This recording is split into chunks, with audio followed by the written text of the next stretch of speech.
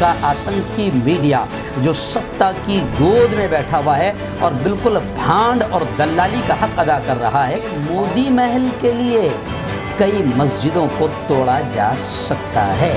सुअरों के झुंड ने फिर एक मुस्लिम नौजवान की मॉब लिंचिंग कर दी, कत्ल कर दिया। 100 साल पुरानी मस्जिद थी जिसको अभी पिछले महीने में शहीद किया गया, योगी ने शहीद करवाया और ये सब क्यों करवाया ये भी बताऊंगा। तो अब उस मस्जिद की जगह पर बाकायदा एक पार्क का संगे बुनियाद रख दिया गया। अस्सलामु अलैकुम वरहमतुल्लाहि वबरकातुहू। नाजरीन, इस्तकबाल है, स्वागत है आपका viral news live studio Jalgaon, Maharashtra, India में। मैं आपका मेज़बान मुफ्ती मोहम्मद हारून नदवी। तो चलिए आइए नाजरीन, पहली बड़ी खबर जो मैं आपको बताने जा रहा हूं कि सेंट्रल विस्टा का प्रोजेक्ट आपके सामने आया। अब मैं इसे सेंट्रल विस्टा नहीं कहूँगा बल्कि मोदी महल कहूँगा कि मोदी के लिए जो बेचारे फ़कीर है, गरीब है, और ऐसा फ़कीर दुनिया ने आज तक नहीं देखा कि जो फ़कीर कहता है कि हमारा क्या, हम तो फ़कीर है, झोला उठाकर चल देंगे।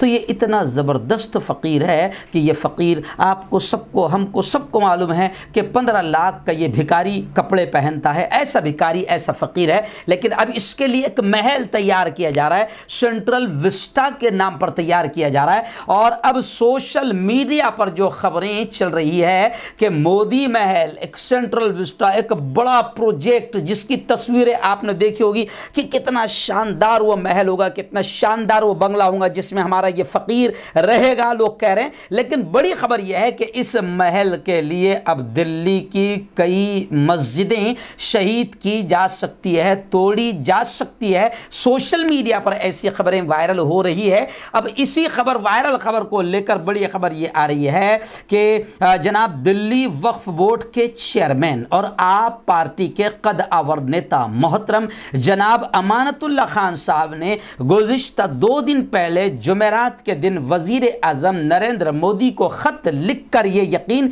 दहानी की मांग करवाई कि मोदी जी, सोशल मीडिया पर ऐसी खबरें आ रही है कि आपके वीआईपी शानदार फ़कीर के महल के बनाने के लिए कई मस्जिदों को नुकसान पहुंचाया जा सकता है और कई मस्जिदों की कुर्बानी दी जा सकती है और कई मस्जिदों को तोड़ा जा सकता है, शहीद किया जा सकता है। तो सोशल मीडिया पर लोग खदशा जाहिर कर रहे हैं कि इतना बड़ा प्रोजेक्ट है और इतने बड़े प्रोजेक्ट के लिए कई मस्जिदों को शहीद किया जा सकता है। तो अमानतुल्लाह खान साहब ने जुमेरात के दिन वजीर आज़म नरेंद्र मोदी को ख़त लिखकर यह अपील की है कि ज़रा इसकी वजाहत कर दीजिए, क्लियर कर दीजिए कि आखिर मामला क्या है। ख़त लिख कर यह कहा है। लेकिन मैं आपको बताऊं कि मेंबर असम्बली अमानतुल्लाह खान ने जो मोदी को ख़त लिख कर यह अपील की है कि बताया जाए, क्लियर किया जाए कि यह क्या मामला है, कि क्या मस्जिदों को शहीद किया जाएगा, तोड़ा जाएगा आपके उस शानदार फ़कीर के महल के लिए।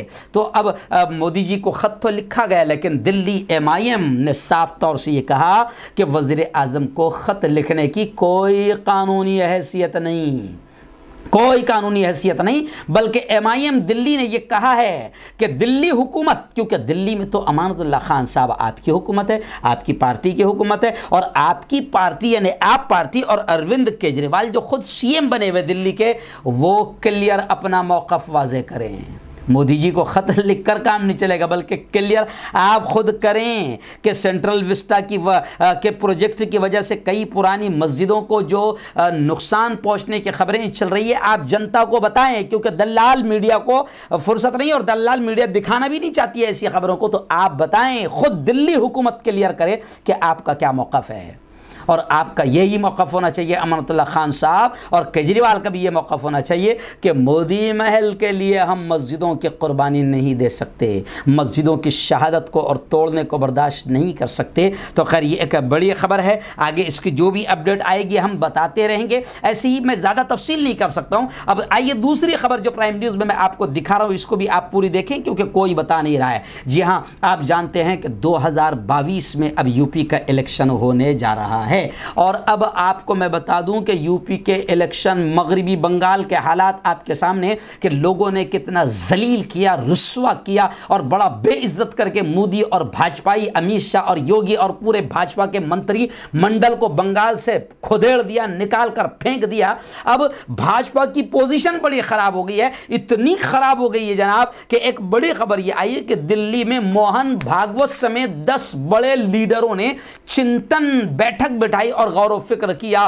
कि जनाब कोरोना की वजह से जो अब मुल्क का हाल हो गया और लाशें जो पोल खोल रही है, तो अब बीजेपी की हालत बड़ी खराब हो गई है और किसानों के आंदोलन की वजह से बीजेपी की हालत बड़ी खराब हो गई है। तो अब आरएसएस ने अपने पिल्ले यानी बीजेपी को, जिसका पूरा यानी आरएसएस का पिल्ला ही है बीजेपी, तो अब आरएसएस यानी आप अंदाजा लगाएं इस खबर से, ये खबर भी कोई नहीं दिखा रहा है कि आरएसएस को बीजेपी के वजूद की फिक्र हो गई है कि बीजेपी को अब लोग उखाड़ कर फेंक देंगे। तो बाकायदा दिल्ली में मोहन भागवत समेत 10 बड़े लीडरों ने एक बैठक भी की है और चिंतन भी किया और गौर फिक्र भी किया है। तो खैर आइए, अब यूपी में 2022 में इलेक्शन है, तो अब यूपी के इलेक्शन को जीतने के लिए अब सुअरों का झुंड जो पाला हुआ है वो निकलना शुरू हो गया है। और अभी एक ही महीने में ये चौथी खबर बड़ी आ रही है कि गौरक्षकों के हाथों एक मुस्लिम नौजवान का फिर कत्ल हुआ है। और उत्तर प्रदेश के मथुरा ज़िले का ये वाक़या बताया जा रहा है। तफसील कुछ ऐसी है कि गांव के लोगों ने, तफसीलात कुछ ऐसी है कि यहाँ के अजनोख नामी कोई गांव है, वहाँ गांव के लोगों ने मुबैना तौर पर गायों की स्मगलिंग करके ले जाने वालों को घेर कर बुरी तरह पीटा।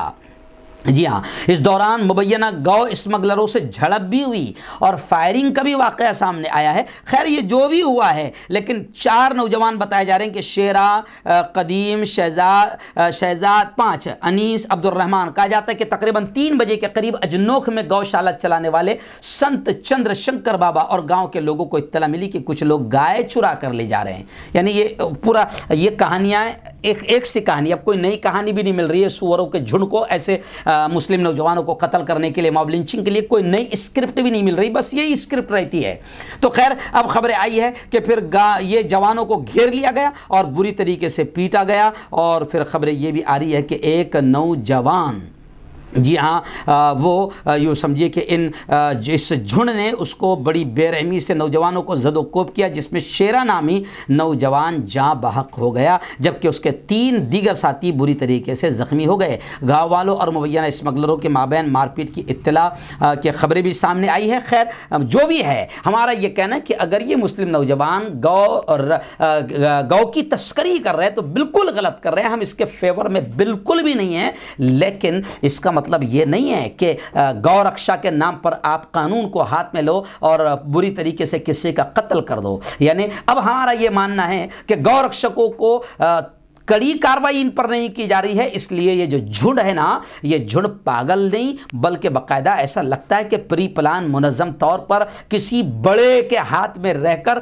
उसके छत्र छाया में काम कर रहा है। तो लोगों में चर्चा हो रही है कि 2022 का इलेक्शन है, इसलिए जितने ऐसे पाले हुए सूअर है, कुत्ते हैं, सबको छोड़ा जाएगा और इस किस्म के वाक़यात अब बढ़ते जाएंगे ताकि हिंदू मुस्लिम में नफरतें और पैदा हो। और उसका फ़ायदा किसको मिलेगा आप सब समझ सकते हैं। तो ये एक खबर आई है, इसको छुपाया जा रहा है, दलाल मीडिया बयान नहीं करता। और सबसे बड़ी आखिरी तीसरी खबर जनाब ये आ रही है कि उत्तर प्रदेश के बाराबंकी में जो आपने देखा होगा कुछ दिनों पहले एक बहुत 100 साल पुरानी मस्जिद थी, गरीब नवाज, ख्वाजा गरीब नवाज रहमतुल्लाह अलैह के नाम पर, मेरे ख्वाजा के नाम पर, आखिर उस मस्जिद को शहीद किया गया। इसको लेकर काफ़ी हंगामा भी हुआ। महाराष्ट्र में रज़ा एकेडमी और कई तंजीमों ने बाकायदा, जमीयत उलमाए हिंद है, मुस्लिम पर्सनल बोर्ड है, सब ने इसके खिलाफ एहतजाज किया, आंदोलन किया। लेकिन आज बड़ी खतरनाक खबर ये आ रही है, आप अंदाजा लगा सकते हैं कि योगी क्या कर रहा है।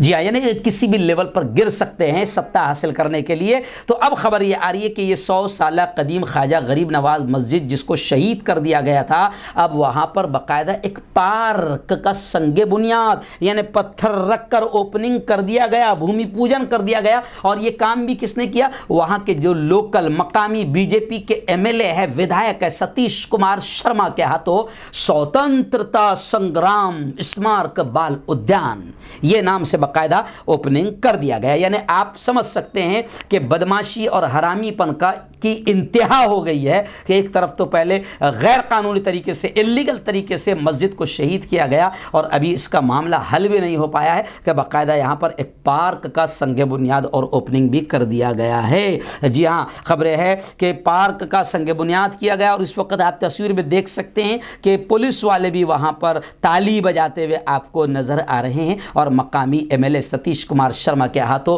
पार्क का ओपनिंग किया जा रहा है। तो ये 3 बड़ी खबरें थी जिसको हमारे मुल्क का आतंकी मीडिया नहीं दिखा रहा है, इसलिए मैं आपसे गुजारिश करूंगा कि हक और बेबाकी के साथ हम अपनी जान की भी परवाह न करते हुए हम अपने मुल्क में जो कुछ भी नफरतों का माहौल बनाया जा रहा है, हम मुल्क के हक में मुल्क को बचाने के लिए बेबाक अंदाज में ये खबरें दिखा रहे हैं ताकि सच्चे हिंदू और मुसलमान उठ जाएं, खड़े हो जाएं और ये जो असल मुद्दों से ध्यान हटाकर ऐसे मुद्दों में उलझाने की कोशिश की जा रही है, आप इसको समझे भी और ऐसी चीज़ों का विरोध भी करें और इस प्यारे मुल्क को बचाने के लिए आगे बढ़ें, क्योंकि इस वक्त सत्ताधारी पार्टी बड़े ख़तरे में हैं। तो ये सब हरकतें वो करवाती